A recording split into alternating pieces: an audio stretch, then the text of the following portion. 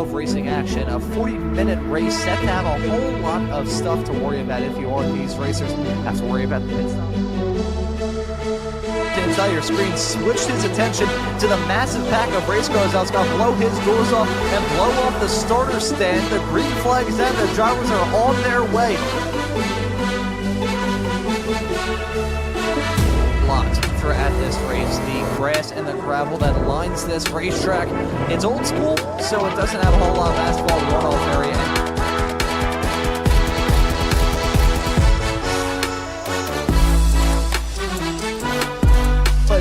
He's a very talented racer of his own. These two fast. He drives very early on into this race. Look at Daniel Wood on a big crash, heading through turn number 1. That's chasing that turn number 4.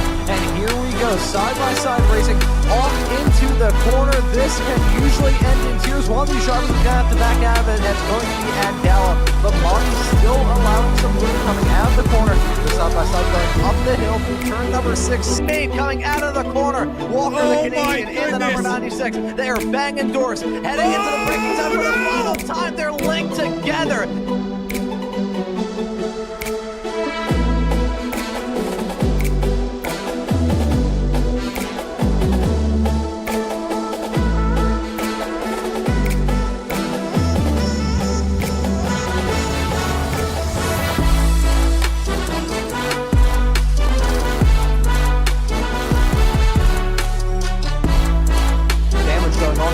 That or you put a qualifying fuel load in either way.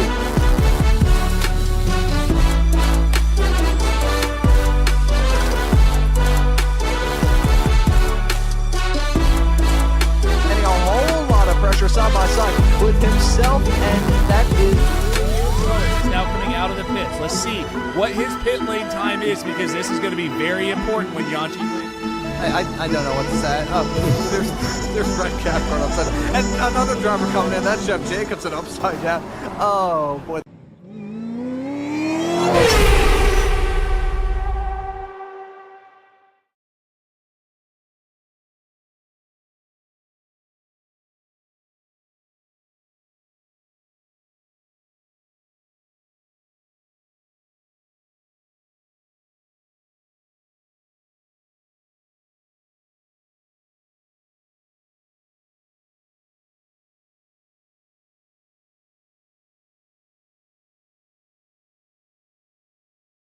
Virtual production hauler, we have Joshua Wilkie to kick off the second half of this season.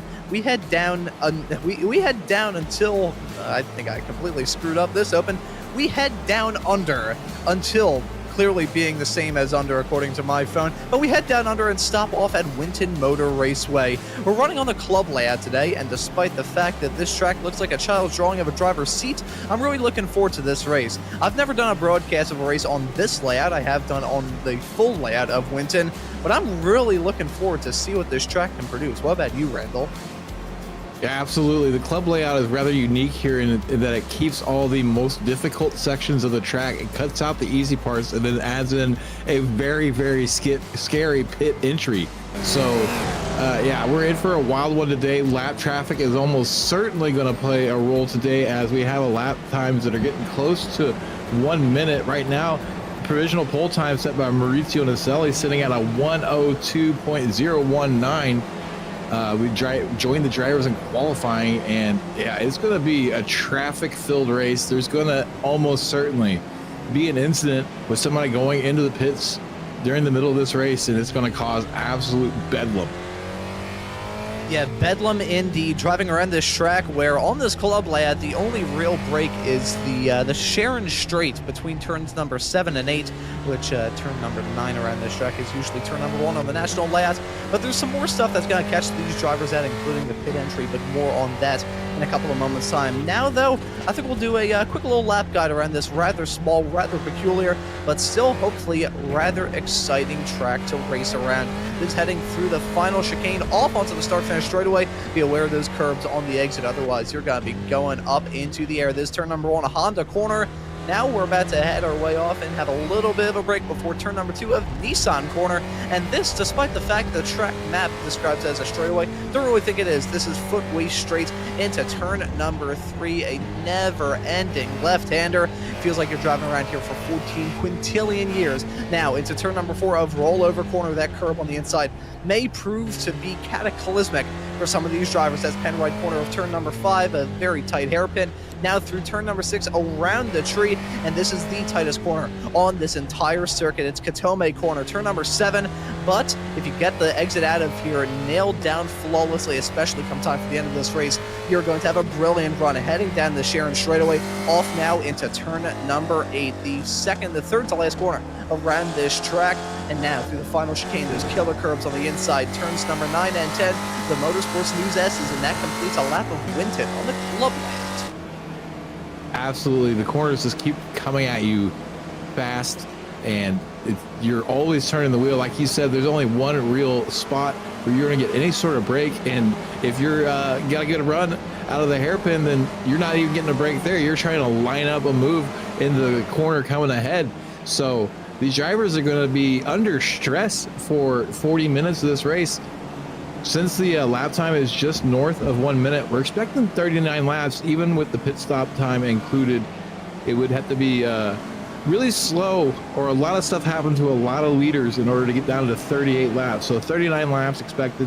Right now, the position, or the difference between the pole time and the second place time, 8/100ths of a second. So very, very tight margins here along the top 4 or 5 drivers. And in fact, the gap's all the way down to 10th place. Like, it's half a second between the leader and 10th place, but the gaps between all the drivers are less than a tenth each position all the way through the top 10.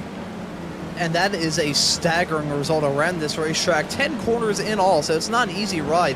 And those 10 corners are packed into a layout that is 1.25 miles in length. So that is a very short course that we're driving around today. And I got to imagine this race is going to be tough. Look at Brad Cathcart with a very nice slide. The Aussie in this race having a nice slide coming at turn number 10. But right on the exit at turn number 10, not to mention those curbs on the outside, which in Season 2 of 2024 here from the Spec Racer Ford Weekend Warriors, I saw, I believe it was Andre Favini, nearly strike the moon. He hit those curbs so hard. He damn near ballparked it, so hoping that we don't have another case like that here today. But on the exit at turn number 10, we've got the pit entry, and Randall, us two, and Josh were kind of talking about this before we went live.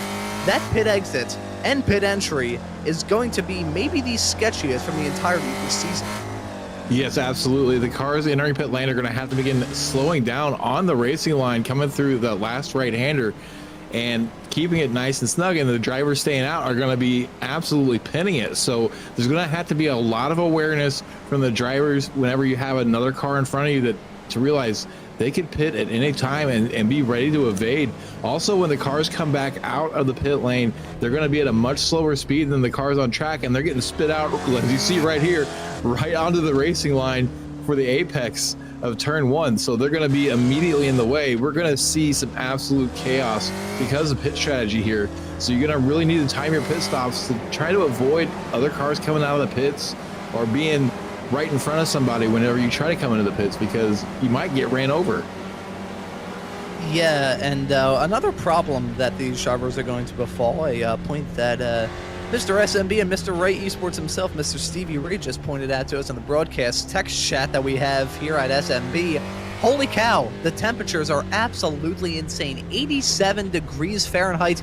That's the ambient temperature. That's not even the track temp. The track temp, 122 degrees Fahrenheit.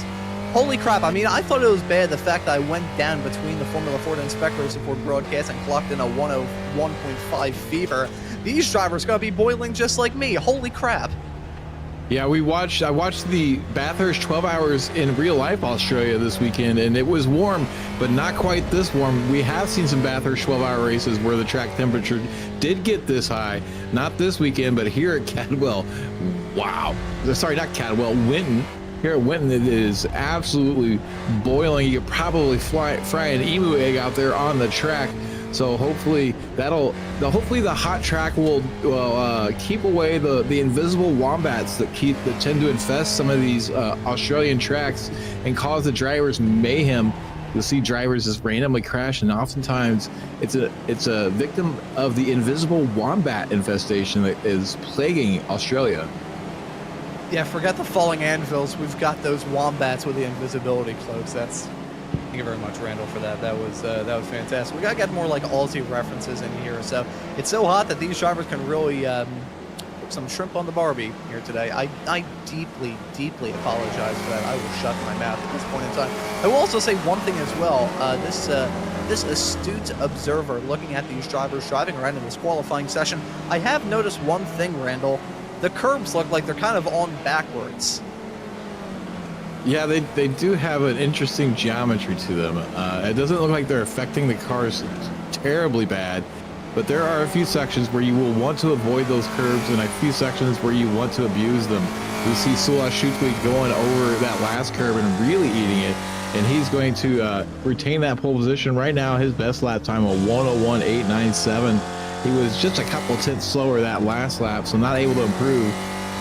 Tire temperature definitely won't be a problem here today. They'll be able to get their tires of the temp within a couple laps. And normally you're like, okay, well, it takes a couple laps, but normally the laps distance is much higher than 1.25 miles.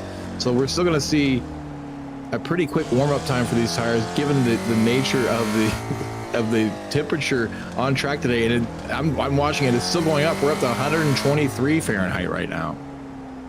Holy cow, that, I mean, just from my perspective, 123 degrees is too damn hot, for lack of a better term. 123 degrees for a track temperature. Reminds me of a game that I used to play when I would get off the bus on my way home from middle school. Me and this kid Aiden that I used to buddy around with back in like 6th and 7th grade, him and I used to have the fantastic idea of taking our shoes off and walking around this blacktop parking lot right by the bus stop that he had to get off at so he could get home. So, I mean, based off some of the stuff that I've said on the air over the years, you can tell that I'm not a very smart individual, and that is further proof of it. Solo Shutway, though, currently holding on to the provisional pole, the gap to himself and Maurizio Nazelli, practically nothing at this point in time. And you know, while we still have over 5 minutes left to go in this qualifying session, I think it's about high time that we take a look at the championship point standings, because this season has been pretty bad. We'll get those loaded up in a moment here and admire some of the cars we have around this racetrack. Scott Russell in the New Jersey Turnpike number 22 car. He's currently qualified in 31st. So hoping to be, actually, I gotta say, even through the tight hairpin of turn number 7, it's probably going quicker than your average bout of traffic on the New Jersey Turnpike. I cannot, for the life of me, you'd have to give me a million years to voice my problems with the New Jersey Turnpike. They also, whenever I'm trying to think of who the other driver is, because there's Scott Russell, who we're seeing right now, is in New Jersey Turnpike. I'm trying to remember who else it is that has the Garden State Parkway Joseph Tarantino. There we go. Not the acclaimed actor, the Spec Racer Ford driver. Thank you very much for that, Stevie. Stevie is in the commentary booth. I neglected to mention that earlier. Hello, Stevie. Hope you're enjoying the view into the madhouse right now. Yeah, it's good to be with you. It's going to be a fun, challenging, and hot race. It is going to be very hot for these drivers. Those tires, probably by the end of it, are going to be boiling hot. So this is going to be a really fun race here.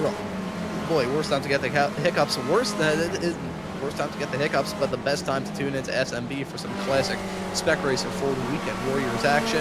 I think we can get those championship points loaded right now and talk about the storylines that we've been keeping tabs on all throughout the first half of the season, and the ones we'll definitely be keeping tabs on come time for the second half. In the Spec 1 category, it's been really wild thus far this season. No one's really proven themselves to be the creme de la creme this season, but Felix Samoas has certainly gotten close. He only has one win thus far this season. However, in some of the races that he has lost, he has been quick. So Felix Samoas, we can certainly not discount him in the number 31 car. Jason Green, who's yet to grab a victory this season, is slotted in P2, and Trent Kramer, who's also yet to grab a win, is slotted in third. You have to go back to a race played with a two-time winner this season at Spa and Silverstone, both as a result of some final corner collisions, but none that were really his fault per se. It's just hard racing at the end of these races. He finds himself in fourth, so really proving that even in a series like this, wins don't tell the whole story, and that is certainly proof of it here in Spec 1.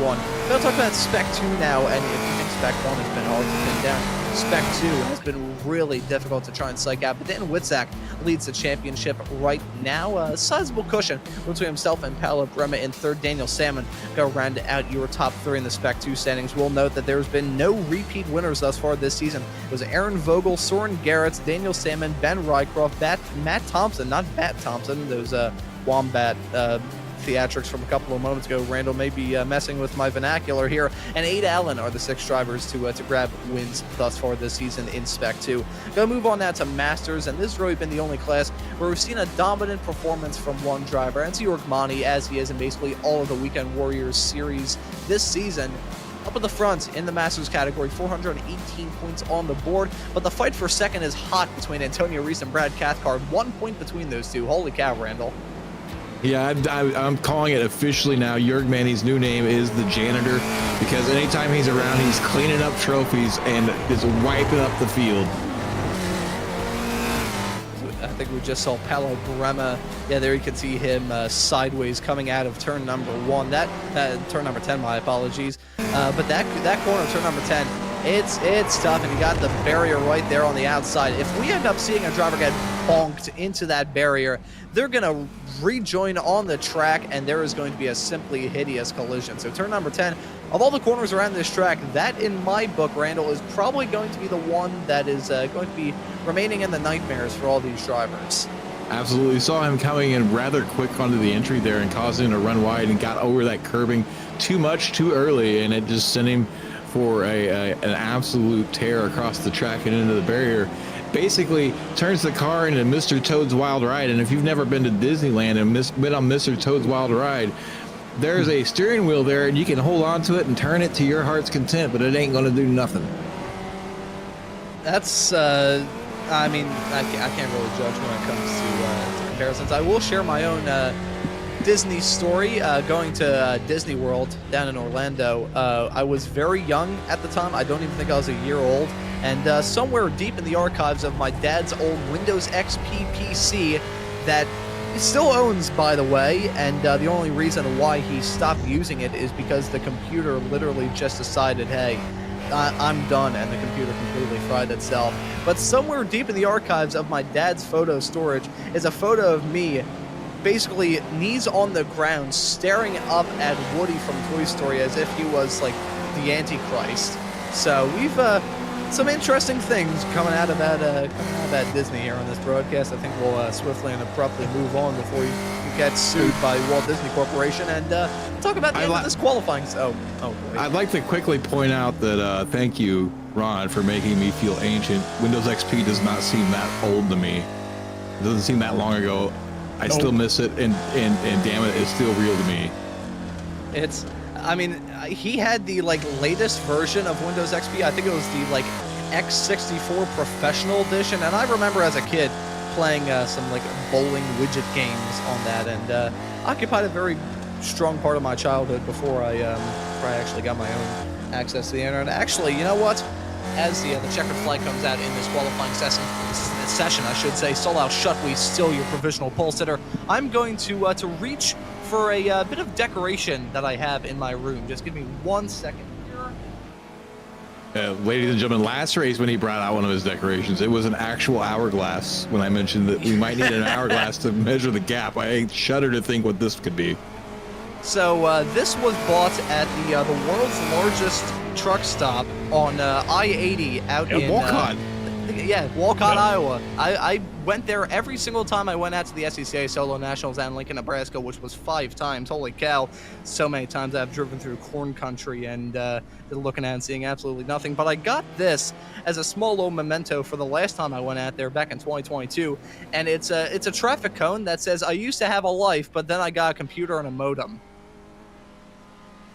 Oh, yeah. Oh. Where's the drums, the snare drum for that one? There we go.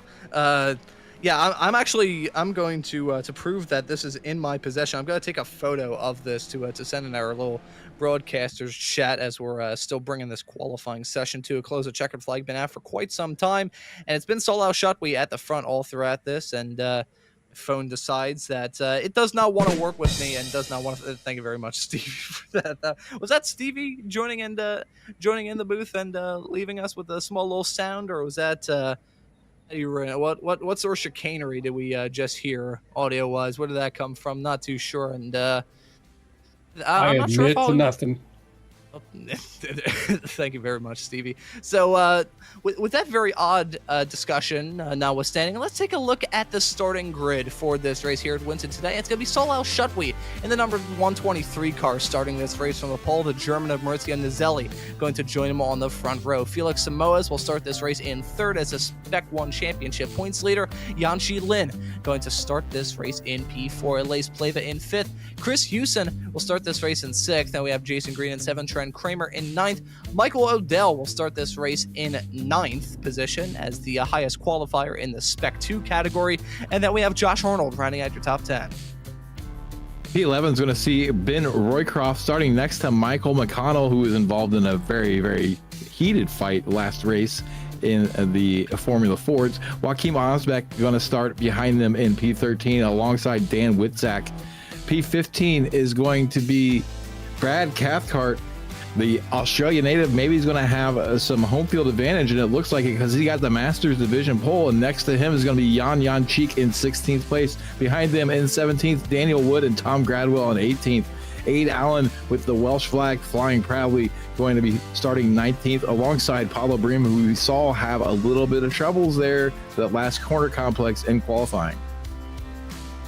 And looking through the rest of the drivers that we've got right outside the top 20, we've got Andrew Love in 21st, Stephen Mitchell, the Dane, in 22nd. Then we have Kenneth Batley starting this race in 23rd, Kurt Nunez starting it in 24th. formation lap already underway. We have to burn through the rest of these. Adam Bradshaw in 25th, Tortolo in 26th, Michelle Lynn in 27th. Guido Morisuki will start this race in 28th. Then we have Paul Jackson in 29th, and Mario Kremser running at your top 30. 31st is Scott Russell. 32nd, Michelle Baglini. With 33rd is Jörg Mane starting alongside Andrea Favini, who's going to be trying to do the back-to-front challenge here at a very tight track. Russell Telker, 35th, and shotgun on the field, Daniel Zippy Salmon. The Salmon going to round out 36 cars set to take the green flag in a couple of moments' time. A race which is going to be a pressure cooker situation in terms of the pressure these drivers are feeling, trying to get the second half of the season started on the right foot. Now, the journey of 1,000 steps begins with one, but you don't want to snap your ankle on that first step. But it's going to be pressure-packed, and it's also going to be boiling hot as well. Waiting for that green flag to come out in a couple of moments. I will tell you, the track temperature is 138 degrees Fahrenheit. Are you kidding me? This is possibly the highest track temperature I've ever seen in my entire time doing iRacing broadcasts, which is kind of saying something. Holy cow, I've been doing this. Is that going to be worse than a rain race? Potentially, yeah. I mean, from my experience running in some very hot conditions in my karting days, I can assure you that this track is going to be about as slick as a slip and slide. But here we go. That pace car going to make the turn to come down pit lane. The field now going to be in the hands of our pole sitters of Solal Shukri and Maurizio Nazelli. The green flag's down. The drivers are on their way. And Samoa's getting off to a flyer. Tries to get the move done into turn number 1, but ends in tears. Nazelli spinning backwards off the track. Coming out of turn number 1, womp, womp, womp indeed for Nazelli. And Trent Kramer mega sideways coming out of turn number 2. He's going to rejoin the racetrack. That is terrifying. The heat is getting to some of these drivers, trying to go 3 wide into turn 1, and it did not work out for Nazelli. Hopefully he got the car going back in the right direction. Yes, I see him there towards the back of the pack. He's got a lot of ground to make up, and he might be seeing a little bit of red here. So we'll see if he's able to get some of these positions back, but he's got a long race ahead of him. And you can see this field careening their way through turn number 6 for the first time under green flag conditions. We're looking at some rather long lap times considering the short nature of this track, 1 minute and 1 second. So looking very quick. We'll have to see if the draft in this race session will allow these times to dip down even more. I gotta say, at the front of the field, Alaise Pleva also getting off to a flyer. Finds himself in 3rd as it stands currently. As that, I think, is some 3 and 4 wide action a little bit farther behind them. Look at Michael Odell running 4th as a Spec 2 driver. That's a brilliant start for the driver of the 297 car. Absolutely. Solal Shukri is here really struggling on the opening stages of this race. He got kind of caught asleep. I don't want to say he was caught sleeping because the field was in his hands, but the drivers behind him were able to get a really good timed start off of the pace car entering the pit lane, and they just absolutely swarmed as we see the 17 car of Josh Arnold go for a big spin, and he's like, I've had enough. Yeah, I think a lot of these drivers have decided to can it already. Daniel Salmon is one of them. I don't believe he took the start. So 35 cars taking to the green flag, and a lot of them have already started to boil up in this race. That is for certain. Looking at Yanqi Lin running in 6th. He's got a little bit of damage, I think, on the front end of that Spec Racer Ford. I'm trying to see right now. No, I think he's good to go for now, but I'm sure these cars are going to be beaten and battered come time for the end of this race. Look at that. That was Chris Houston behind, and a spinner heading off into turn number 1. That was Joachim Osbeck coming out of the final corner, and he pancakes into that inside wall. And that hood of that car, look at it, a bit like it's made out of flubber, still bouncing around. He's going to get the car going again. He's going to have to do an entire lap to bring that car into pit lane to get any sort of repairs done. And I suspect that he just carried too much speed into this final complex. And no, he looks pretty fine. He just runs wide on exit and hits that second rumble strip, and it just absolutely pogoed the car off. The hood having a bit of a Stewart-like reaction. Look what I can do after the car comes to a stop, flying off into the air, and he's really having problems keeping that car on track even without any traffic around him. So some serious significant damage to that car. As we jump back and take a look at this battle, we're going to go back to the lead. Felix Samoa's leading the way over Alaise Pleva. They got a nice little gap over Solal Shukri in the form of about 2.5 seconds. So they're really kind of breaking away here. Yeah, they are breaking out into their own little pack as it stands currently, about 2 seconds between Pleva and Al-Shutwi in P2 and P3 respectively. They can also begin the ticker of the amount of drivers that whack that outside ripple strip curb coming out of turn number 10 and send themselves off into low Earth orbit. So one driver already getting bit by that bullet right now, probably won't be the last either. Looking at this 4-car battle though, we've got right now Puffing Soul, Al-Shutwi, Michael Odell, who's leading it at the moment in the Spec 2 category. Jason Green and Yanshi Lin are the rear gunners in all of this. This is looking like a pretty good fight, but I have a feeling if they start to fight, that's just going to allow Samoas and Pleva to pull away even more. Absolutely, and I hear that we have a bit of a replay of that start out of Sul Al-Shutwi to see just how mobbed he got on that start. He was in a kind of a bad situation where he didn't have much room to dictate where he was going to go. And as soon as that pace car pulls off, he went, and everybody else was already going, it seems like. So absolutely swarmed off the start, gets in the middle, and we're going to see again Maurizio Naselli kind of just getting caught there on the outside. He's pretty tight, but yeah, there's not a lot of room for 3-car wide there in turn 1. So we're going to see again from the cockpit of Sul Al-Shutwi, we're going to see cars appear on the inside and outside as they come into turn 1, and just he's the meat in that sandwich right there. Naselli gets the rough end of the deal and gets shuffled way back early on in this race.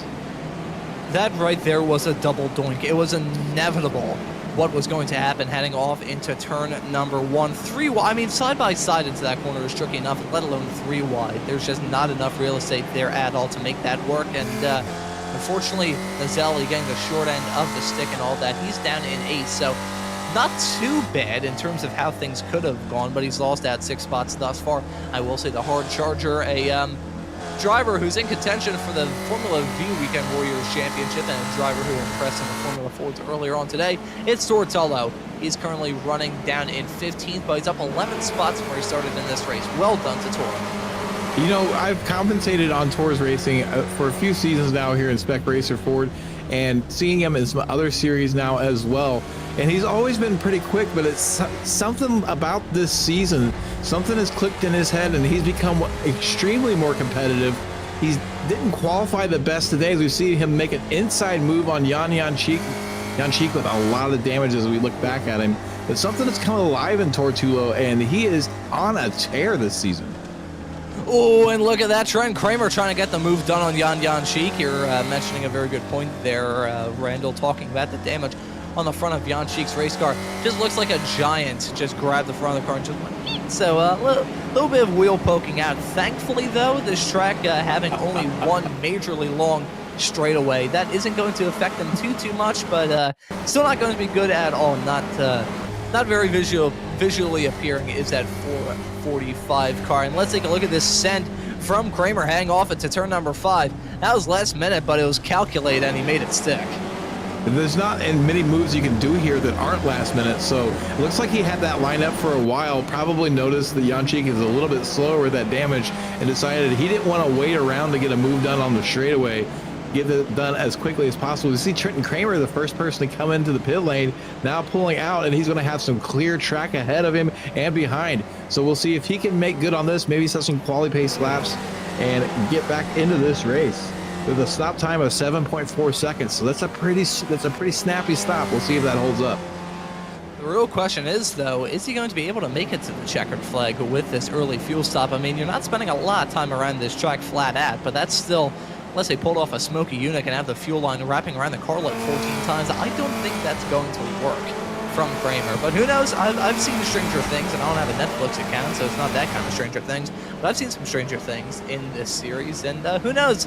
Maybe that car is powered with magic. Oh no, I'm not really good with magic. I remember doing trying to do a card trick once in middle school, and ended up giving myself a paper cut that turned into an infection. So what do I know about magic? Ta-da!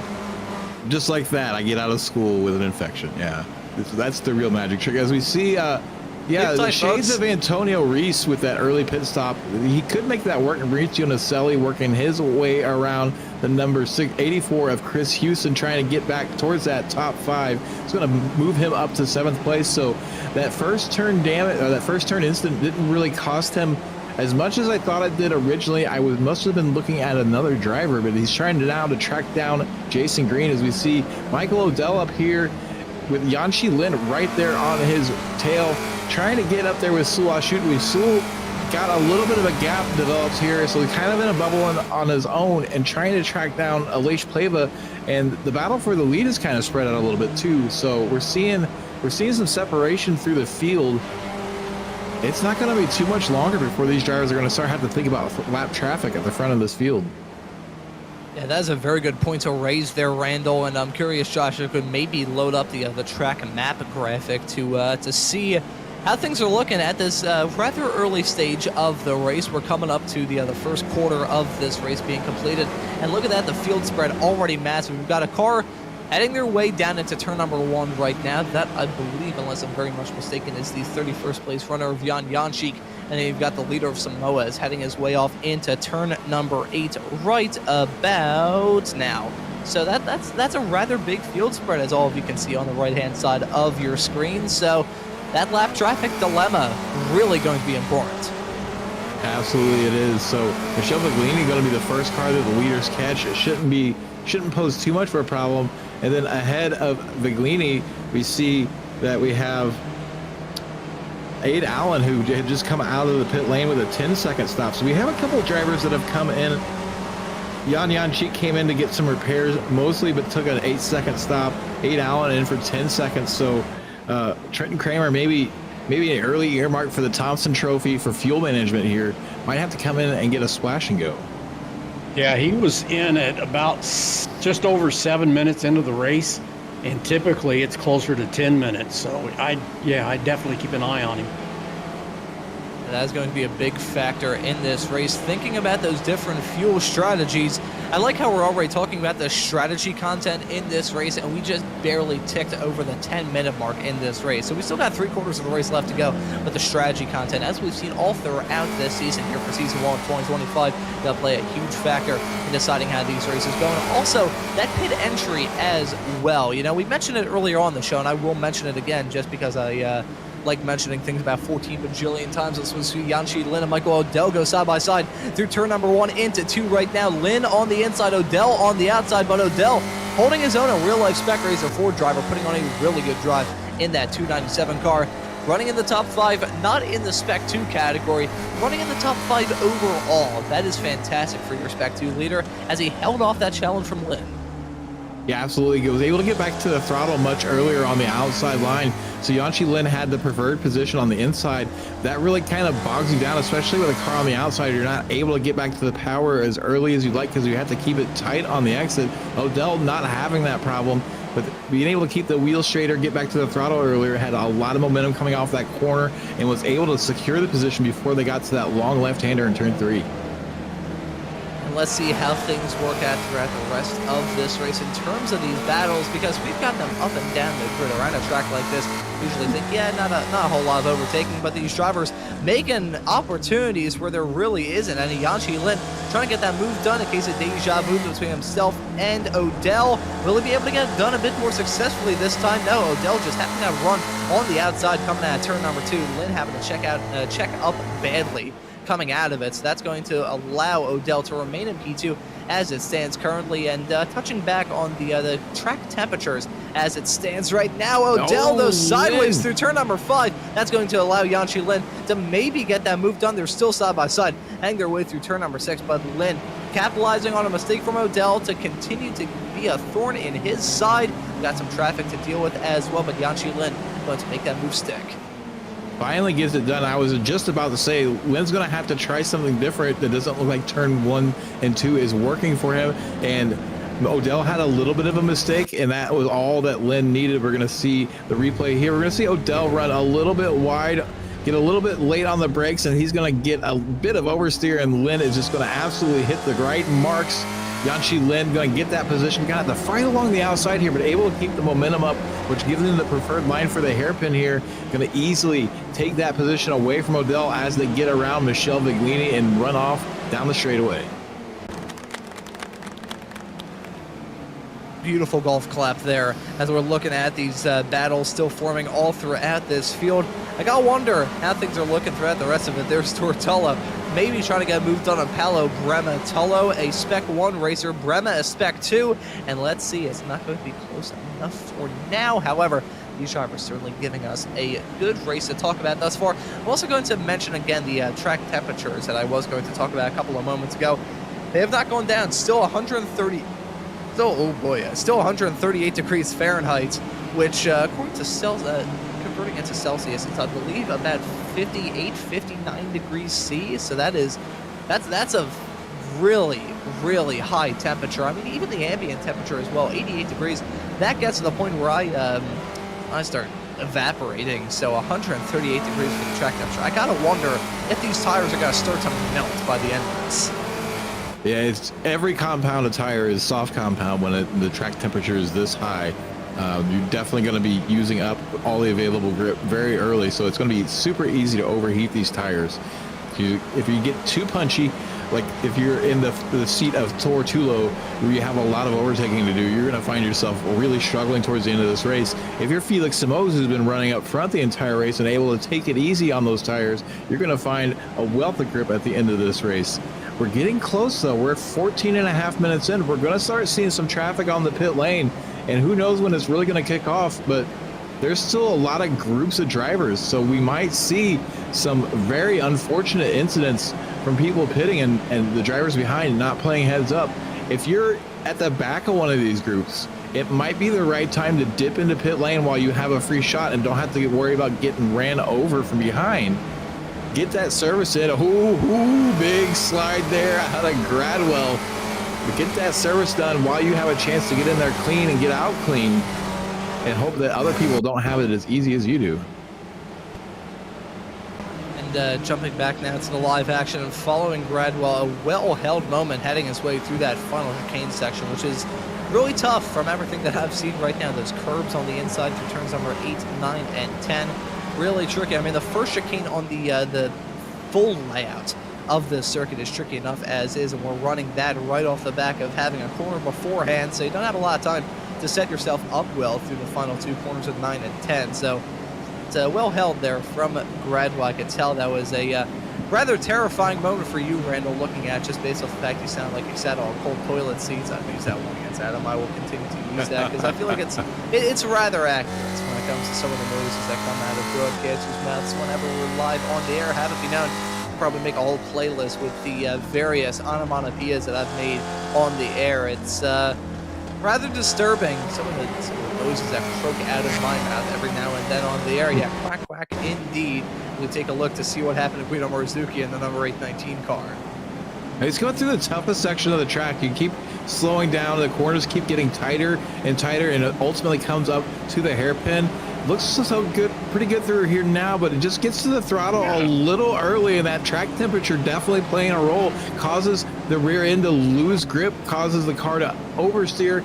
A nice slide, and he recovers from it. We hear there was also an issue with Scott Russell possibly in the same section of track here. Looks like he might have had possibly the same issue. He's behind, is that Jörg Manny ahead of him? He just gets a little bit wild, and then off into the dirt. He loses some speed and loses some time to the cars ahead, but keeps it going the whole time, so it doesn't come to a complete stop and doesn't interfere with anybody else's race either. So all things considered, not a terrible incident. And what a challenging race. This track is so tight and twisty. It's really challenging to drive, and then you throw that 138 degrees on top of it, and these guys are really struggling. And that's exactly right, Stevie. It is a struggle for all the drivers up and down this grid. I will say, though, despite having these track temperatures, which will make certain parts of like Arizona seem freezing Arctic cold in comparison, haven't seen too much attrition thus far. We've had a couple incidents here and there, but pretty much everyone who started this race is still out there, with the exception of Joachim Osbeck, who's gone back to pit lane after his incident earlier on. Josh Arnold, who's one of the first cars to dip out of this race, and Daniel Salmon, who did not take the start. So still 33 cars out there on the racetrack and whittling the laps and time away. We're coming up to the halfway mark here, and I gotta wonder what sort of strategy chicanery these drivers are going to try and implement. Yeah, absolutely. There could be a big wild card here with pit strategy, as we talked about the entire race. That pit entry is treacherous So we see one car there diving into the pits. That's Daniel Wood was able to get clear of the pack and get into that pit lane. So maybe not as scary as we think that it might be, but Daniel Wood gets out of there and into the pit lane. But yeah, if I'm in like one of these cars, I'm scoping out my best opportunity to make a pit entry without getting taken out. As we see Daniel Wood rejoin coming into turn 1. I want to see, he would stop for 8.5 seconds. So some of these drivers that were stopped for 7.5 seconds, I'm talking to you, Trenton Kramer, might be in some problems. We're going to see here, he backs off a little bit through the last set of corners and is able to get in. So still pretty scary to come in on that trajectory, not have much time to slow down. I could see the back of Wood's car, though, as he came down pit lane. I'm not sure if it was some, like, angle chicanery or just my perspective was a little bit off, but it did look ever so slightly crooked as we see the Spec 2 leader of Michael Odell come down into the pit. So let's see how he's going. I gotta say as well, a rocking photo that he's got with the other wonderful graphics that we've got here. That seems like a true rager. I would like Houston to Astros fan. He's going to be coming out into some traffic there. It barely misses making contact with the lap down car, Michelle Viglini. So already pit exit starting to look treacherous to some of these drivers. Yeah, I gotta say, honestly, that photo for Odell may be the other live scenes of what happens here in the city of Philadelphia if we end up doing well in the Super Bowl in 1 week's time. But let's see Odell out and away. Let's see this close call on exit. You can see him burning those tires up coming out of his pit stall. Out and away, off the pit limiter he goes, and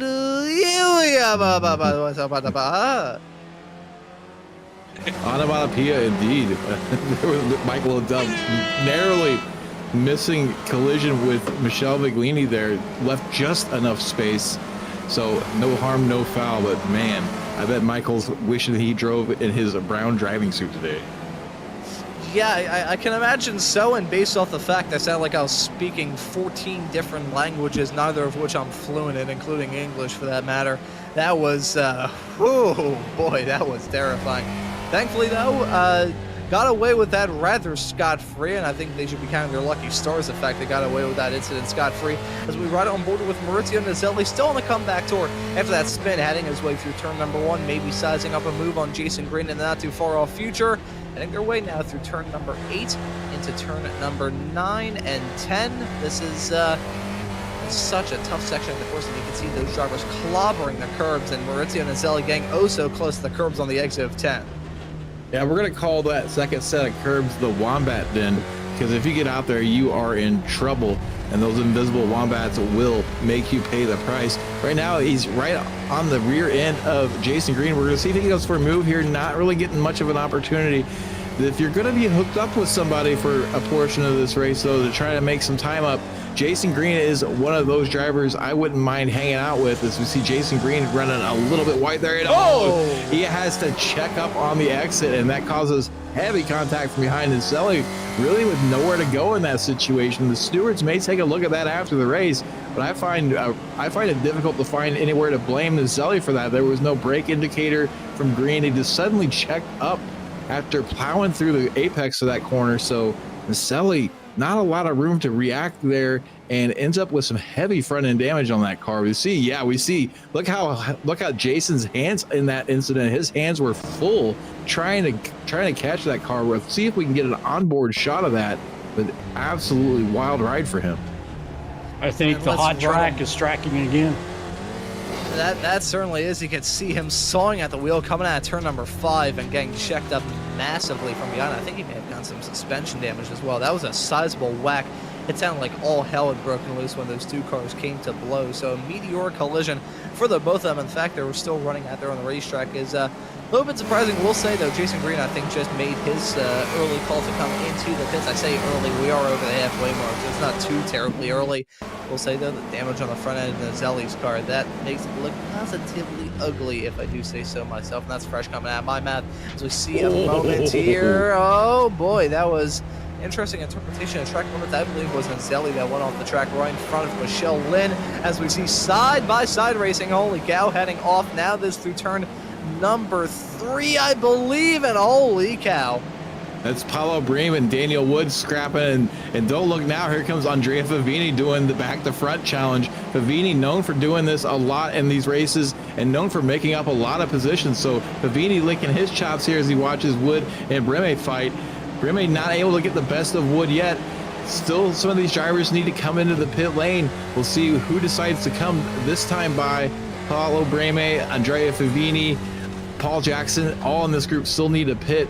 Of course, we already saw Daniel Wood pit, so he's good. He's just hoping to survive this pit cycle right now. And let's see if any of the drivers that were falling right down this camera shot come in. None of them do, so a little bit surprising for now. And I'm curious, Josh, if you can maybe load up the, as we take a look at a replay to see what happened to Paulo Breme, if we could load up the track map after we take a look at this of Breme. What in the world happened there? Yeah, that was a weird one. That looks like a hardware issue. Equipment, yeah.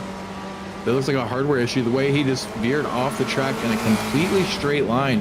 Looks like maybe a disconnect with the wheel hardware. Gets it going back in the right direction and doesn't cut any of the corners too much, but unfortunately comes out right in front of Michele Viglini. Does a really good job of rejoining and leaving space there at the apex, though. So hats off to Paulo Breme for not only diagnosing and correcting that issue, but getting back on track in a pretty clean manner. He was just doing that for some style points. I doubt it, because those style points hold a bit less weight than the championship points do. But you know, we're not in the mind of Paulo Breme. Who knows what the driver of the 555 car was doing a couple of moments ago? It probably was a hardware issue, though, just adding a little bit of color onto that moment, as we see Andre Favini running right behind Breme as it stands at the moment. We've got Jan Janšík right behind, and getting onto the track map graphic that we've got right now. We've got one car going through just about every single corner around this track. As Monty has gone off in the 925 car. What's going on with Monty? I'm not sure. It doesn't look like there was much damage on that car either. Not sure what caused him to pull off and then ultimately tow the car back to pit lane. Here we got something coming up on the replay, possibly what went on with him. And meanwhile, look at this gaggle of cars making their way through the hairpin. This is all for position. Even Michelle Lynn is in all this as well. So this is all for position. And yeah, this is an absolute gaggle of cars. And the pit window's open. So we're going to see somebody pit out of all this. Look out. We could have mayhem at any moment now.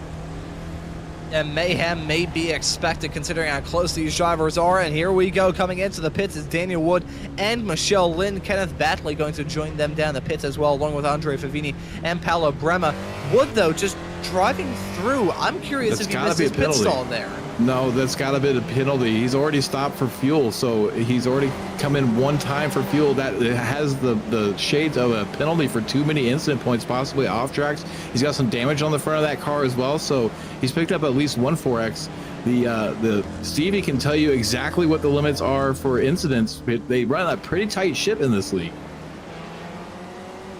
I think Stevie is off using the other restroom as it stands at the present moment, so I'll have to ask him about that. But the other incident point regulations, rather, I wouldn't say strict. It's just a tight ship that gets run around here. You get a penalty after 13 incident points, and then you get disqualified after 18. So these drivers, as much as the temptation is certainly there to break your elbows out and beat and bang and rough each other up, can't do that for the entirety of these 40-minute long races, because just with the challenging and rather confusing nature of this track, I mean, it's not one that's used by iRacing quite a lot. I kind of hinted at it at the start of the show. The fact that this is only my second time doing a broadcast of a race around this track, as we take a look to see what happened to Monty a couple of moments ago, heading his way through the final corner, very close to the curb on the exit of the final turn. But here we go, off into one. You can see two drivers coming to blows in front, and Monty with nowhere to go. Oh, God, so that sucks. For some reason, it didn't show any damage. Yeah, the damage has seemingly repaired itself on our end. But if you look at that left front, it is pointing in the wrong direction. It's pointing way inside, and that's not what you want at all. And that just causes him to retire the car. A victim of two other drivers' battle, and he's just kind of an innocent bystander. Not really anywhere for him to go at that time. And we're going to take a look here. Michael McConnell quietly having a really strong race. We haven't talked about him too much. Right now in 10th position, trying to track down Tortulo with Tom Gradwell right on his rear bumper. but quietly, McConnell having a very strong race. I gotta say, speaking of stuff that's been quietly going on in the background as we've taken a look at a lot of the drivers all throughout this field, is the fact that the front drivers have kind of closed up in a way. Felix Samoa has grown that gap between himself and Alace Pleva. It's now 1.2 seconds between those two drivers.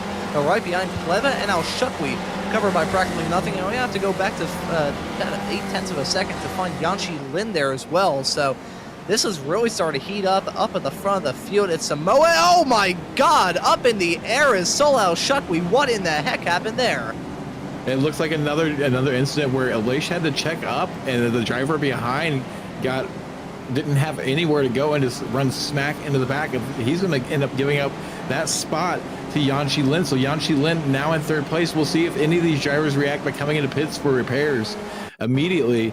We're going to take another look. We'll see if Alash was running. Alash hits the brakes there, and I'm not 100% sure why. He might have just been trail braking a little bit, but that's normally a place where you're going at a back onto the throttle. So maybe just a little bit of moment with oversteer. It's very hard to tell. We'll let the stewards decide who's to blame for that, but it's definitely an odd looking incident. A really odd and goofy looking collision as they headed their way off into turn number 5 a couple of moments ago. That is rather bizarre, and I think part of the reason why that was the case is because of the damage that was on Solal Shukwi's car. You can see that front nose rather crumpled up, looking more like a discarded tin can than anything else, but still out and away. He's come into the pits to repair that damage. McConnell coming in, lots of drivers deciding this is the time to come into the pits. Absolutely. We are at the 30-minute mark, so 3/4 of the way through this race. These cars aren't going to have much fuel left in them, so they're going to have to come in the next couple laps. Michael McConnell currently in the pit lane. He stopped for 7.82 seconds, one of the quicker pit stops, so he might be in trouble with fuel at the end of this race. Looking through, some of the faster drivers are in the 8 seconds. The likes of Jason Green is an 8.9. And Solal Shukwi was stopped for 9.2. Chris Houston was stopped for 9.25 seconds. We see Paulo Brame with the jacks coming up. So is he putting fresh tires on this? And it looks like he's out of the car, so probably retiring the car right now. Once the team started putting tires on it, he thinks, yeah, no, thank you. Yeah, it does not want to take any farther part in this race. And the worst part of that, the pit lane being there, I don't even think there's an access to the bathroom. Holy cow, Chris Houston just jumped it coming at turn number 10. I think he clipped the back end of that car with the barrier on the outside. We have to take a look at a replay to see that drama with Houston a couple of moments ago, but that was terrifyingly close for the driver of the 84 car. Side-by-side racing here, developing, moving Jan Janchik and Kirk Nunez. Nunez in the 918 car got a loose out for now as Janchik in the 445 makes his way up into P14. But yeah, I think that was maybe an incident, possibly, but either way, Bremen deciding to call it a day here at Winton. I nearly said Sebring, which is geographically and otherwise about as far away from Winton as you could possibly get. Yeah, but it's also pretty warm. Alash Pleva now with some heavy damage on the front left of that car. He was sitting pretty comfortably in second place. Looks like maybe he had an encounter with the Wombat Den coming through the final corner. We're going to take a look here. It looks like he's pretty good so far. Oh, a little bit of a tank slapper there coming into the second curve. Gets a little bit wide here, and sure enough, boom, hits the Wombat Den, and then a heavy lick with the outside wall. That's going to give him a significant amount of damage on the front end of that number 46 car. So as a result of that, it's probably not going to be back-to-back wins here from the Spec Racer Ford Weekend Warriors for Alace Pleva. But the Czech driver having a big spinal check heading through there. That was a terrifying ride. Let's see it coming out of it. The worst part about that is it's the outside tires that can launch into the air, not even the inside. So it's not like you're flying a kite coming at it. You're just flying straight into the barrier. So Pleva, you can see the damage on the front end of that car as Felix Samoa's coming in from the race lead in the number 31 car. Yanchi Lin going to temporarily inherit the lead. Yanchi does have the fastest lap of the session right now with a 1:02.069. So not a slow driver. Yanchi Lin could maybe try to make up some of this track position on the pit stop by staying out there a little bit longer, have the car be a little bit lighter and set some really quick lap times. We'll see if he comes in this lap, but right now this could be the race for the overall lead. Alash Pleva comes in the pit lane back out in 7th place and likely has that car repaired, so he's going to be trying to salvage as many spots as he can. Andrew Love into the pit lane from the Spec 2 division. We'll see how he gets along in pit lane and where he comes out. We're still waiting for Yanshi Lin, Tortulo, Tom Gradwell, and Steven Mitchell, all contenders for the top 10 to come into the pit lane. Yeah, they're all running strong as it stands at the moment, and who is going to be the one backing their car into victory lane and spraying some champagne when everything is said and done? Yanshi Lin staying out yet again, so that's going to be another lap out for him. Felix Samoas, though, I'm curious as to whether or not that gap between himself and Lin is growing or shrinking. Adam Bradshaw briefly jumping up to P2, albeit he's well farther back, so that's maybe defying the laws of physics and possibly driving around this track at about Mach 7.5. That or he, I think it might have been a brief technical issue there. My apologies, folks. I was thinking that Bradshaw may have had some sort of incident, but no, there he is out and away. And look at him crawling out of the pits, just trying to find any sort of, not even a window, it's a pocket. It's like a baby kangaroo jumping into its mother's pouch, trying to exit the pits here. You know, hey, Randall, go ahead, Stevie. A little backstory on Yangtze and the fuel is we didn't used to have a mandatory pit stop. We just had the fuel set for about 30 minutes worth, and Yangtze used to stretch it out and did a couple of times without stopping. So we now have the Yangtze rule where everybody has to make a pit stop because of that. So Yangtze is very well known for stretching the fuel. And speaking of stretching the fuel, some of these drivers that are a lap down that had really quick pit stops might actually be doing something to their benefit. By short fueling, they're going to be turning at least one less lap, so they might be in a good position. As we see Yanshi Lin with his hands full coming through that double apex of turn 3. Really on the button here, Yanshi Lin trying to keep this lead after the pit stops, close that gap to Samoas, and it's right now that gap back to Samoas, 16.4 seconds. He could be here with a good shot to challenge for this win at the end of this race with this gap. Yeah, and let's see how it's going to work out for Lin. He's got some traffic a little bit farther up the road, so I'm curious as to whether or not that will sway him to make this call to come into the pits with a tick under 4.5 minutes now left to go. But Lin, he's still leading this race. Let's see, heading his way through turn number 10. He's taking that shallow line. Yes, he is coming into the pits finally in that number 30 car. But let's see, is it a short fuel stop from him? It's got to be. I mean, there's only, what, 4.5 minutes left on the clock, a tick under that now, so Lin has to be short fueling. Let's see, he's still stopped. Okay, so a little bit less time in his pit stall compared to Felix Samoas. They're going to have a drag race coming out of it, though. Samoas out on the racetrack. Lin now rejoining it. He's on the inside line. These two side by side, heading their way out of turn number 1 into turn number 2 right now, and Yanshi Lin going to intimidate Samoas and make his way up to the front, but it's still not over. Samoas maybe got to try and fight back around the outside through turn number 3 on the inside line through 4 and 5, unless Yanshi has anything to say about it. There you go. He checks up a little bit. Now trying to get that inside line, but look at the defensive maneuver from Felix Samoas. Here we go, though, on exit. Look at that. Samoas sideways, slideways, coming out of turn number 5 is going to give Lin the shot he needs. Look how sideways that number 31 car is. He is wheeling that thing around this track. He wants the second win. He's come oh so close throughout the first half of the season, but he wants to kick off the second half in style with the checkered flag. But if he wants to get it done, he has to fight like hell to do it. And he's not the only one that was the second win. Yanshi Lin knocking on his door, trying to get that position back from him. We're going to see now if Felix Samoas can keep those tires tamed, because he did a lot of over driving through that section to keep that position. And now Yanshi Lin trying the outside, and wow, these guys are so close. So Samoas' tires might be a little bit overheated. Yanshi might just want to keep the pressure on and not really go for a move quite yet, to hope that Samoas keeps overdriving that car to stay ahead. We're not seeing a big defensive move out of Samoas quite yet. But Yanshi Lin definitely there, filling his mirror, showing the nose. We see there is Samoas sliding again, using the slip angle to try to get momentum around that corner. And so far, so good. But can he keep this up? Lin right there on his back doorstep. As this drama is going on, Tom Gradwell now exiting pit lane from the lead in the Masters class. However, he's got a fight on his hands. It's one car between himself and the P2 Masters runner of Brad Cathcart, with that being Daniel Wood, but Wood has a little bit of damage on the front end of that race car. So does Cathcart, though. You can see that front left tire, I should say, sticking out a teeny tiny bit on that 905. So this is going to be a heads-up fight between the two Aussies for their hometown win. Only time will tell how things are going to pan out by the end of this race, which is coming up in 1 minute and 40 seconds time. So this race has flown by. The pit stops taking care of these drivers. Just have a straight up bare knuckle fist fight all the way to the checkered flag. And here's Samoas. He was swinging earlier on. It worked out for him, but now Yanchi Lin running in the spot to start swinging. But if they come to blows, look at Solal Shutway a little bit farther behind. The driver of the 132 car, my apologies, not even close with that number. He is slowly but surely reeling these drivers in. I don't think he'll be able to get a move done unless there is some chicanery between Samoas and Lin. But with how hard they're battling, I can't rule that out at all, Randall.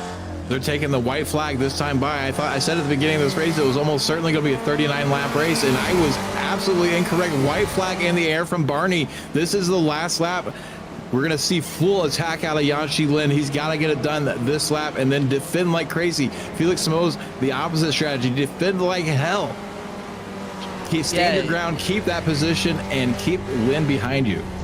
Yeah, he is going to be defending like hell, driving the widest Spec Racer Ford car this side of the equator, which is actually the other side of the equator here down under, but still, Samoas trying to hold off the challenge from Yanchi Lin, one the 31, the other in the 30, but one of them wants a number 1 in their results tab here at Winton. But look at that, Lin nearly trying to bump and run on Samoas, heading their way through turn number 7 for the last time in this race.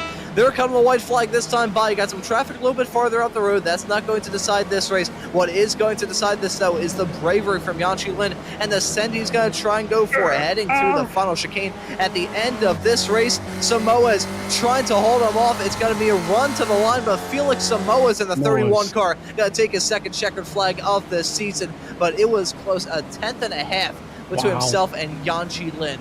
Holy cow.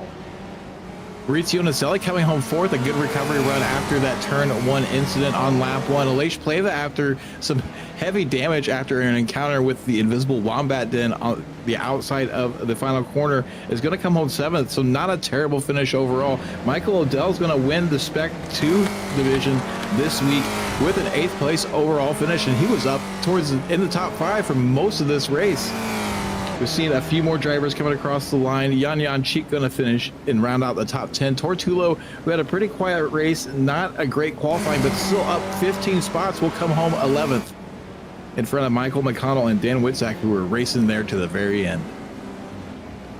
And you mentioned a couple of moments ago the drive there from Tortolo to make up 15 spots when everything is said and done. He is not the hard charger from this race. Well, he is, but he's the vice hard charger. Going all the way back down to P19 and finding Andre Favini in the number 27 car. He made up 15 spots too, so those two tied in terms of their positions gained. So well done to Tullo and Favini when everything is said and done from this race. Tom Gradwell going to win it in the Masters class, but holy crap, what a fantastic way to get the second half of this season underway. And I have a feeling I know what's going to happen here in a couple of moments. We've seen it occasionally heading through turn number 3 on the inside. There's a small little like asphalt patch, and there's the asphalt patch that I was talking about. This little like, I don't even know what the best way to describe it. It's like an asphalt pen for these drivers, giving us some nice donuts when everything. Oh boy. A skid pad combination, skid pad parking lot maybe for where the haulers will park, but they're now going to turn this into a demo derby lot. It's just unfortunate they don't have a bunch of mud to sling around while they do it. We're seeing lots of donuts, lots of smoke coming out of that area, and the track temperature is still up to 134 degrees Fahrenheit. Going to make doing donuts really easy. Oh, as a true professional does, I mute my microphone instead of unmuting it, so that is a genius move from me there. I apologize for that, folks, but it's yeah, as you said, rather easy to do some donuts in conditions like this. The tires definitely melted at this point in time, and you can see the little access road these drivers are using to get to this small little Holding pen, I'm not really sure. I mean, he said it was a skid pad. I guess that would probably be the more accurate term, but I think holding pen sounds a little bit funny. It reminds me of every single time I've gone into a DMV here in the state of Pennsylvania, and I will leave it at that. But it was a brilliant race here at Winton, and when everything is said and done, it's Felix Samoa's grabbing his second checkered flag of this season. It has been a really long wait since he last backed that car into victory lane, that being the first race of the season at Bathurst. So I don't know what it is with Samoa's and these Aussie racetracks. They seem to be serving him well, which hopefully that isn't the true case, because this is the final Aussie track we'll be going to throughout this season. But still, he takes it here at Winton for round number 7. We've got Yanchi Lin finishing only a 10th.5 behind him. P2, Solal Shutwi go round out your overall podium in 3rd. Then Maurizio Nazelli on a mighty comeback tour ends up in 4th. Chris Houston in P5, Jason Green in P6. Elise Pleva going to finish in 7th. Michael Odell wins it in the Spec 2 category, finishing right in front of some fellow Spec 2 drivers. Try saying that 5 times fast, in the form of Ben Rycroft and Jan Sheik, and that will round out your top 10. 11th place is the Spec 2 driver of Andrew Love, who could honestly be in the Masters division, but he says, no, I wear Spec 2. So takes himself out of the Masters division win to finish 3rd in Spec 2 today, 11th place overall. Tom Gradwell is going to get your Masters division win in P12, right in front of Brad Cathcart in 13th. Daniel Wood, 14th. Aid Allen is going to finish 15th, with Andrea Favini driving his way up to 16th. Stephen Mitchell, 17th. Kurt Nunez in 18th. Kenneth Batley going to finish at 19th, with Adam Bradshaw rounding out at the top 20. Looking through the rest of the drivers that we've got in this field, we've got Kurt Nunez in 21st, Kenneth Batley in 22nd, Adam Bradshaw ends up finishing this race in 23rd, Russell Telker in 24th, Paul Jackson ends up in P25, Mario Kremser in P26, Michelle Lynn going to finish this race in 27th, Scott Russell in 28th, Guido Marzucchi in 29th, and Michelle Voglini going to round out your top 30. 31st is going to see Paulo Bram in front of Jörg Manny, who was collected in an unfortunate accident that was none of his doing. 33rd is going to be Trenton Kramer with Joachim Osbeck, who we saw was the first person to hit that invisible wombat den coming out of the final corner there. And 34th, Josh Arnold going to finish 35th, and 36th, actually not taking to the grid today, will be Daniel Zippy Salmon. And that will round out your results from round number 7 of the Spec Racer Ford Weekend Warriors season, a season which has had so many different winners and so many storylines to talk about throughout it. And I have a feeling that the second half of the season is going to be just as exciting as the first. We've got some great racetracks that we're going to be visiting to bring this season to a close. Donington Park, Suzuka, VIR, Cadwell Park, and Road Atlanta, to bring this season 1 of 2025 to a full-on conclusion. We got some drivers waiting in the interview waiting area here. Randall, we got Felix Samoa's our Spec 1 winner, and Michael Odell, our Spec 2 winner. So who do you want to have a chat with? You go ahead and take Felix, and I'll talk to Michael. Alrighty, sounds good. I'll drag Felix in here to have a quick little chat with the driver who, despite being involved in some fantastic battles for the win throughout this season, this is his second win of this 7-race season, still with 5 more left to go. But Felix, welcome into the commentary booth, and congratulations on the win here at Winton. Talk us through it. Thank you. Yeah, it was really hard work, man. Yeah, no time to rest. There's only one straight, which is not even the start-finish straight. And yeah, it was hard work, focus. I still have problems in the middle of the race. My sound stopped working. I lost over 1 second in that lap. I think that was when Sol then caught me and Alice. Yeah, I mean, nothing else more to say than just 100% focus and push as hard as I could the whole race. It was intense. My body's aching, my shoulders are killing me now. Well, it's definitely a workout around here, and probably happy about the fact that it is in the sim and not in real life, just based off these scorchingly hot track temperatures that all you drivers had to deal with throughout this race. I want to ask you about that and how hard it was just to keep these cars on the road with how boiling hot it was out there. Yeah, it's very, very slippery. So, I mean, after some point, and also because the regular season, the temperature were more or less the same thing we had here, so we get used to it. but when I remember when we started practicing for this track this week, it was really in the beginning. It was like, okay, what do I have to do to keep this thing pointing straight and turning? And yeah, it was really complicated because it gets very, very slippery.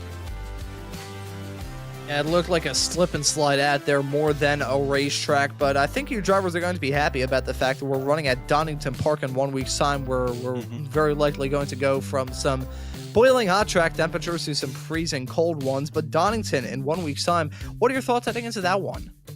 I like Donington. I haven't raced there in a long time, especially with the SRFs. Looking forward to it. So I like the track, so I think I can do good there. Let's see how it goes. Yeah, certainly going to be seeing how things shake out for that 8th race of this season. But Felix, thank you very much for joining us in the commentary booth, and well done on the victory. But before we let you go, is there anyone you want to give a thanks to or shout out? Yeah, as usual, everybody who participates in these races, the organization, and you guys in the commentary booth, makes the whole thing work, and it's fun to watch. To participate and watch. Awesome. Well, thank you very much for the kind words there, Felix. Well done on the win here at Winton, and excited to see you back out on the racetrack for the rest of the season, man. Thank you for joining us. Thank you. And that right there was your winner here at Winton, Felix Samoas. And now, Randall, we got some more drivers waiting in the interview waiting area, so who do you want to have a chat with? Aggressive. I grabbed the wrong one. Oh, We got Michael Odell, your Spec 2 winner here today. And Michael, it was a hot one out there, and we saw you punching way above your weight class early in this race. What was it like out there for you? Honestly, it was something. I would say the biggest thing was at the start there, that just taking advantage of the chaos and making sure not to add to it, because I did hear the 3 wide call a few times. But this track, one thing that was really good was that it's one of those, as long as you have track position, which in this case would be high ground pretty much, it's really hard to build a good run or a toe off of someone. So once I did get those spots made up, I just made sure I'm okay, just run my line, be consistent, and see what we got from there. And then just start clicking off the laps, and I started to slip back a little bit, and then I don't know if you guys saw the drop from 5th to 8th. I don't agree with the curbs here at Winton as much as they don't agree with me. So I ended up, that last curb on the front straight, I ended up turning a Spec Ford into a tech deck. So a little bit of, I don't think they're good at that though. I tested it though, so. You're not the only one that had that problem here today. You probably came off the best for it though. But overall, an amazing race. And how hard were the conditions out there? The track temperature being some of the highest I've ever seen in the sim. Honestly, I didn't even think of track temp. I just was kind of fighting the car regardless. It seemed like I couldn't get it to rotate in. I couldn't get it to keep the rear down when I got to rotate. I was just seesawing at the car the whole time. I didn't even think to look at track temp. Hey, Michael, it's Stevie Ray here. Congrats on your S2 win. This track is a very technical track, and sorry to step on you, Randall. But do you feel like your real-world experience in the Spec Racer and obviously with Alliance Autosport kind of gave you a little bit of advantage here? Yeah, I would say it did, especially with the traffic management and just having that heads up the entire time, especially with the start. You saw how off guard a lot of the guys were caught. Having that real-world experience where, yes, I don't have the time in the sim yet to deal with the lack of the sensory to it, but just from the visuals and the racecraft that I can bring from the real world, I do have that where if something like that happens in the chaos where people are trying to figure it out, I can click together a plan a lot quicker than most others could. All right, thanks, sir. Awesome. Appreciate that input, and I'll step out of your way, Randall. Well, congratulations, Michael, on your Spec 2 win. And before we let you go celebrate that, is there anybody you'd like to thank or shout out? Shout out to the curb at Winton for turning me almost into an airplane. Good racing as always. Hope to bring it back again next week, and hopefully could stay up front with that group. That was kind of fun. Well, awesome. Congratulations. And maybe we'll be talking to you again before the season's out. And have a good rest of your weekend, bud. You as well. Thank you, sir. That was Michael Odell, your winner, despite being in uncontrolled airspace. And Ron, did you find anybody else we want to talk to? Yes, I did, and I found it in terms of the other side of that battle for the win. Yanshi Lin now joining us in the commentary booth. Now, Yanshi, talk us through the race that we just saw here at Winton. It looked incredibly intense between you and Samoa's right towards the end. They call this Australians action track exactly for this reason. Yeah, that was some action-packed racing all throughout it, and running around this club layout of Winton, which I don't know about you, Yanshi, I've never really had any time to drive around this circuit. So, what are your thoughts on this rather short and rather twisty track? Oof, I mean, we rarely get to go on a fully technical track for this car since how strong the draft is. So yeah, this is really a unique experience. The entire time you just have to really actually drive the car. Let's say, not playing any strategies or like draft track. So it's very different. But I know a lot of people dislike this layout. But keep in mind, this is the original layout of Winton, and they used to race via supercars on this track. So they should not be complaining. You know, Yanshi, you took the words right out of my mouth. I was going to mention at some point during this show the fact that from when the track opened back in 1961 all the way up until 1997, this was the only layout of Winton before they added in the full national circuit little dogleg detour between what on this layout is basically turn number 8, the run up into it, all the way up to turn number 9 around here. But still, it's a rather odd track, and I can imagine that the grip issue and having to wheel these race cars was not made better by the extraordinarily high track temps. Actually not, because my setup during week 13 testing, I mainly tested on high summer temperatures.